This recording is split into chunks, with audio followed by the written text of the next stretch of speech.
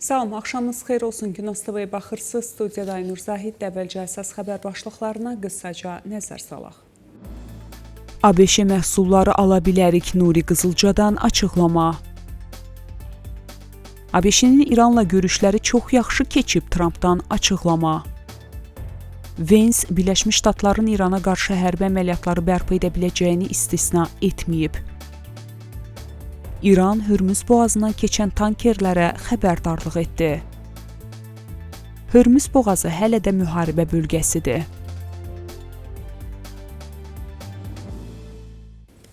İndi isə daha ətraflı. İran parlamentinin sərt xətt tərəfdarı deputatı Kamran Qəzənfəri ölkənin ali rəhbərinə qarşı siyasi çevriliş həyata keçirildiyini iddia edib. O bildirib ki, küçə mərasimlərinin miqyasını azaltmaq və ali rəhbərə bağlı qurumların təsirini zəiflətmək istiqamətində addımlar atılır.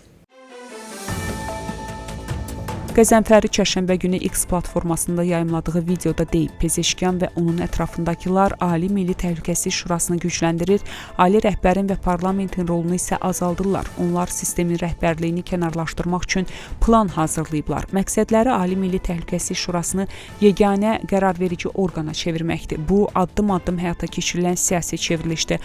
Xalq bu sui-qəsdi zərərsizləşdirmək üçün səfərbər qalmalıdır. Qəzənfəri həmçinin iddia edib ki, gecə keçirilən ictimai dini mərasimlərdə məsihxanların və çıxışçıların iştirakdan imtina etməsi üçün böyük məbləğdə vəsait xərclənir. Bəsic təşkilatına bu mərasimləri dəstəkləməmək barədə məktub göndərilib. Parlamentdə faktiki olaraq 4 aydır ki, bağlanıb, deputatlar sistem rəhbərliyinə qarşı həyata keçirilən bu siyasi çevrilişə etiraz edə bilməsinlər deyə o əlavə edib. Amerika şirkətləri uyğun təkliflər verərsə, təbii ki, ticarət əməliyyatlarının həcmi arta bilər. Bunu İran Kənd Təsərrüfatı Naziri Qulamrıza Nuri Qızılca deyib. O bildirib ki, əsas prinsip məhsulların keyfiyyət və qiymətidir. Qızılca bununla yanaşı ticari mübadilələrdə daha çox dost və həmrəy ölkələrə, xüsusən də çətin şəraitdə İrana dəstək olan dövlətlərə üstünlük verilməli olduğunu da qeyd edib. İran Xarici İşlər Nazirinin müavini Kazım Qəribabadi bildirib ki, Qətərdə bloklanmış 6 milyard dollar vəsaitin bir hissəsi nağd pul əvəzinə mal formasında Tehranın istifadəsinə veriləcək. Qəribabadi deyib ki, ABŞ ilə Dohada keçirilən dolayı danışıqlarda bu vəsaitlərin bir hissəsinin xərclənməsi məsələsi müzakirə olunub və İran üçün lazım olan malların alınaraq ölkəyə göndərilməsi nəzərdə tutulur. O həmçinin qeyd edib ki, İran və ABŞ nümayəndə heyətləri arasında heç bir birbaşa görüş keçirilməyib. Bu açıqlama Donald Trumpın daha əvvəl azad ediləcək vəsaitlərin ərzaq məhsullarının alınmasına istifadə olunmalı olduğunu bildirməsindən sonra verilib. Qəribabadi həmçinin İran və ABŞ arasındakı anlaşmanın icrasını izləmək üçün təcili əlaqə kanalı yaradıldığını da açıqlayıb. İranın ekspert heyətinin rəhbəri Kazım Qəribabadi Dohada keçirilən danışıqlarla bağlı jurnalistlərə açıqlama verib. O bildirib ki, Dohada İran və ABŞ nümayəndə heyətləri arasında heç bir görüş keçirilməyib.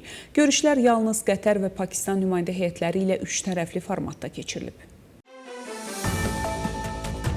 Qəribabadi bildirib ki, İran nümayəndə heyətinin Dohadakı görüşləri yalnız Qətər və Pakistan nümayəndə heyətləri ilə birgə 3 tərəfli formatda keçirilib və müzakirələr İslamabad memorandumunun xüsusilə də Livan və İranın dondurulmuş aktivlərinin azad edilməsi ilə bağlı müddəalarının icrasının izlənilməsinə əsr olunub. Onun sözlərinə görə bugünkü danışıqlar da memorandumun müddəalarının icrasının təqibinə yönəlib. Qəribabadi yekun saziş üzrə danışıqların başlanmasına münasibət bildirərək qeyd edib ki, memorandumun icrasını izləyəcək və yekun saziş üzrə danışıqları aparacaq işçi qrupları formalaşdırılıb, lakin bu formatlarda hələ heç bir danışıq başlamayıb. ABŞ prezidenti Donald Trump çərşənbə günü bildirib ki, Birləşmiş Ştatların İranla münasibətləri hazırda çox yaxşı gedir və Qətərdə keçirilən son görüşlər uğurlu olub. İranın nüvə silahından uzaqlaşdırılması prosesi yaxşı irəliləyir deyə Trump Şimali Dakota ştatının Medora şəhərinə yola düşməzdən əvvəl jurnalistlərə bildirib. O, burada Theodore Roosevelt prezident kitabxanasının açılış mərasimində iştirak etməli idi. Onlar çox yaxşı görüşlər keçiriblər və görəcəyik deyə Trump əlavə edib. Qətər və Pakistan vasitəçilərinin ABŞ və İran nümayəndələri ilə Dohada keçirdiyi danışıqlarda müsbət irəliləyiş əldə olunub. Bu barədə Qətər Xarici İşlər Nazirliyinin rəsmi nümayəndəsi Məcid bin Məhəmməd Əl-Ənsari X sosial şəbəkəsində bildirib. Onun sözlərinə görə Qətər və Pakistan vasitəçiləri ABŞ və İran nümayəndələri ilə ayrı-ayrılıqda görüşlər keçiriblər və İslamabad Anlaşma Memorandumu ilə bağlı məsələlərdə, həmçinin Lüsern samitinin nəticələrinə əsaslanaraq müsbət irəliləyiş əldə olunub. Əl-Ənsari əlavə edib ki, tərəflər dialoqu davam etdirmək barədə razılığa gəliblər. İranın keçmiş ali liderinin vəfatı ilə əlaqədar matəm tədbirləri başa çatdıqdan dərhal sonra növbəti görüşün vaxtı müəyyən ediləcək deyə o bildirib. ABŞ-nin vitse-prezidenti J.D. Vance Vaşinqtonun İrana qarşı hərbi əməliyyatları yenidən başlada biləcəyini istisna etməyib. Vance bu barədə Virginia ştatında jurnalistlərə açıqlamasını bildirib. Onun sözlərinə görə ABŞ-nin növbəti addımları İranın davranışından asılı olacaq. Mən heç nə vəd edə bilmərəm. Bu, son nəticədə İranlıların necə davranacağından asılıdır. Əmin olduğum yeganə məsələ odur ki, prezident buna zərurət və aydın məqsəd olmadan qoşunlarımızı yenidən göndərməyəcək deyə o bildirib. Vitse-prezident qeyd edib ki, əgər İran nüvə proqramını bərpa etsə və ya kommersiya gəmilərinə yenidən hücum etsə, bu ABŞ-nin yanaşmasını dəyişəcək. Vance ABŞ və İran nümayəndələri arasında texniki məsləhətləşmələrin gedişini də müsbət qiymətləndirib. Hələ nəticə barədə danışmaq tezdir, amma danışıqlar yaxşı gedir deyə o əlavə edib. ABŞ Bağdadı İrandan uzaqlaşmağa sövq etmək məqsədi ilə bir neçə ay əvvəl dayandırdığı nağd dolların hava yolu ilə İraqa göndərilməsini qismən bərpa edib. Bu barədə The New York Times İraq baş nazirinin 2 köməkçisinə istinadən məlumat yayıb. İraqın baş naziri Əli Əl-Zaidinin sözçüsü Heydər Əl-Abudi bildirib. İraqa dollar göndərişləri bərpa olunub. Problem həll edilib. Məlumata görə buna baxmayaraq ABŞ-nin İraqla təhlükəsizlik sahəsinin əməkdaşlığı və İraqın təhlükəsizlik xidmətlərinin maliyyələşdirilməsi hələ də dayandırılmış vəziyyətdə qalır. The New York Times yazır ki, Trump administrasiyası aprel ayında İraqın neft satışından əldə etdiyi vəsaitlərin köçürülməsini dayandırmışdı. Vaşinqton bununla Bağdada təzyiq göstərərək İrana bağlı silahlı qruplaşmaların təsirini məhdudlaşdırmasını və Tehranla yaxın hesab edilən baş nazir namizədlərinin qarşısını almasını tələb edirdi.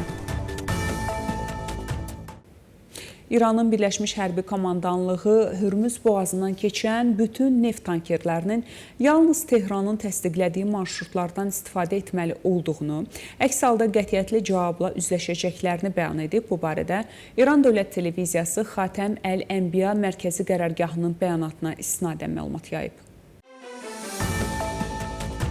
İranın Hürmüz boğazında müəyyən etdiyi marşrutlara və naviqasiya qaydalarına əməl edilməməsi, təyin olunmuş marşrutdan kənara çıxılması və ya bu qaydaların pozulması silahlı qüvvələr tərəfindən dərhal və qətiyyətli cavabla qarşılanacaq. Bu isə qaydanı pozan gəmilərin təhlükəsizliyini risk altına salacaq deyə İran Hərbi Komandanlığının bəyanatında bildirilir. Xatırladaq ki, Hürmüz boğazı İranın daxili suları yox, beynəlxalq sular hesab edilir. Ateşkəs var, amma Hürmüzdə təhlükə davam edir. Gəmiçilik ittifaqları bildiriblər ki, Hürmüz boğazı 9 iyula qədər müharibə bölgəsidir. Belə hörmətli tamaşaçılar, bu saata çatdıracağım əsas xəbərlər bunlar idi. Görüşmək ümidi ilə salamat qalın.